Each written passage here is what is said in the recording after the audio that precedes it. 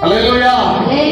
ದೇವ್ರ ಮಾತು ಕೇಳಿದ್ರೆ ನಷ್ಟ ಇಲ್ಲಲ್ಲ, ದೇವ್ರ ಸನ್ನಿಧಿ ಮಾಡೋದು ನಷ್ಟ ಇಲ್ಲಲ್ಲ, ದೇವ್ರ ಪ್ರಾರ್ಥನೆ ಮಾಡೋದು ನಷ್ಟ ಇಲ್ಲಲ್ಲ, ವಾಕ್ಯ ಓದೋದು ನಷ್ಟ ಇಲ್ಲಲ್ಲ, ದೇವ್ರ ನಿಮ್ಮ ಮನೆಯಲ್ಲಿ ಆರಾಧನೆ ದೇವರಿಗಾಗಿ ಆರಾಧನೆ ಮಾಡೋದು ನಷ್ಟ ಇಲ್ಲಲ್ಲ, ಸುವಾರ್ತೆ ಹೇಳೋದು ನಷ್ಟ ಇಲ್ಲಲ್ಲ, ನಶಿಸುವ ಆತ್ಮಗಳನ್ನು ಸನ್ನಿಧಿ ಕರ್ಕೊಂಡು ನಷ್ಟ ಇಲ್ಲಲ್ಲ.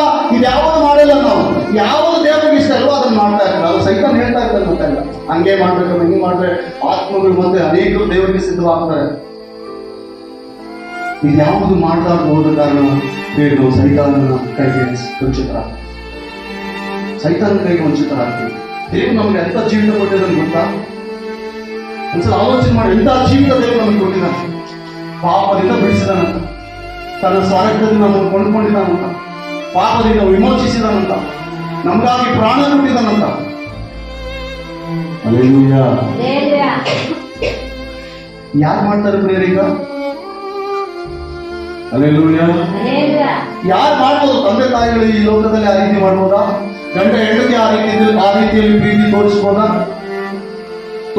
ಪ್ರಿಯರೇ? ಇಲ್ಲ ಪ್ರಿಯರೇ, ಈ ಲೋಕದ ಪ್ರೀತಿ ಶಾಶ್ವತವಾದದಲ್ಲ. ನನ್ನ ಕರ್ತನಾದ ಯೇಸು ಕ್ರಿಸ್ತನ ಪ್ರೀತಿ ಮಧುರವಾದದ್ದು, ಅದು ಶಾಶ್ವತವಾದದ್ದು. ಆತನ ಮಾತು ಕೇಳೋದ್ರಲ್ಲಿ ನಮಗೆ ನಷ್ಟ ಇಲ್ಲ. ದೇವ್ರ ಮಾತು ಕೇಳಿ ನೀನು ಪ್ರತಿ ಸಲ ಪ್ರಾರ್ಥನೆ ಮಾಡು, ಮನೆಯಲ್ಲಿ ಪ್ರಾರ್ಥನೆ ಮಾಡು. ನೀನು ದೇವರ ವಾಕ್ಯಕ್ಕೆ ಪ್ರಾರ್ಥನೆ ಮಾಡಿದ್ರೆ ದೇವರ ಪ್ರಸನ್ನತೆ ನೀವು ತಲುಪ್ತದೆ. ಅದನ್ನು ಬಿಟ್ಟು ಜೀವಿಸಿದ್ರೆ ಸೈತಾನನ ಒಡನಾಡ ನೀವು ತಲುಪ್ತದೆ. ಸೈತಾನ ಒಡನಾಟದಿಂದ ನೀವು ಬಿಡುಗಡೆ ಆಗಬೇಕು.